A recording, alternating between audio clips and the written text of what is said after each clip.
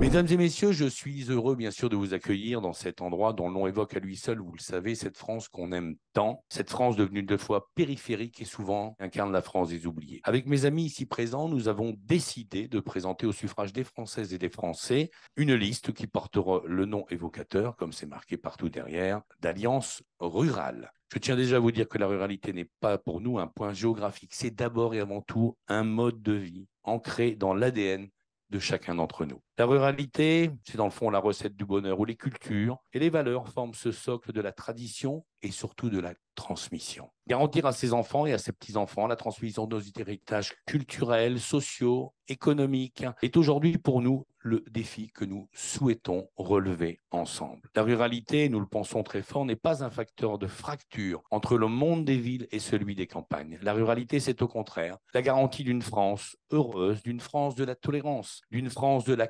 convivialité, d'une France de l'intégration aussi, d'une France du partage et bien sûr d'une France de la passion. La passion amène souvent à la nation, car nous aimons dans le fond viscéralement ce pays qui nous a donné beaucoup de choses. Ensemble, nous construirons et nous construisons pas à pas et avec bon sens l'Alliance rurale. La liberté de choisir nos destinées sera notre credo et la défense de nos vies quotidiennes notre seule doctrine. Préserver nos modes de vie et nos cultures françaises nous semble aujourd'hui essentiel pour redonner un peu d'espoir aux braves gens, alors qu'ils subissent chaque jour une marginalisation et une humiliation toujours plus violentes au sein même de leur vie quotidienne. Nous nous sommes donc réunis au nom de nos métiers, de nos passions, de nos cultures, de nos traditions, pour dans le fond hurler, et j'insiste sur le terme hurler, dans les oreilles d'une Europe qui n'écoute plus rien d'autre qu'une poignée d'intellectuels élitistes. Nous voulons dire notre colère à cette Europe qui a dorénavant décidé de régenter et de contraindre nos vies dans les moindres détails. Nous ne sommes pas les salauds qu'on dit de nous parce que nous aimons, oui, l'agriculture et l'élevage, la chasse et la pêche, les animaux et le monde taurin, le vin et la viande, le rugby et le football, la pétanque et le barbecue, l'apéro et la cochonnaille, nos métiers, notre monde rural. Dans cette société où l'amitié se compte plutôt en followers qu'en poignées de main, où le débat est remplacé par la violence des activistes radicaux, nous croyons que nos valeurs sont sûrement un des rares antidotes à la recette du malheur qu'on tente de nous imposer chaque jour qui passe. L'Alliance rurale est composée d'hommes et de femmes exclusivement de la société civile, représentant la diversité des ruralités et passionnés par les valeurs de la défense de nos terroirs. Célèbre pour certains, inconnu pour d'autres, nous représentons cette France rurale, la France du bon sens, celle du dialogue et bien sûr celle de la proximité. Notre action consiste à faire que l'Europe revienne à ses fondamentaux, garantissant la paix, la liberté et la sécurité des citoyens. Enfin, l'Europe doit arrêter de mettre une énergie inouïe à entraver les libertés individuelles et à détruire la diversité culturelle des peuples européens.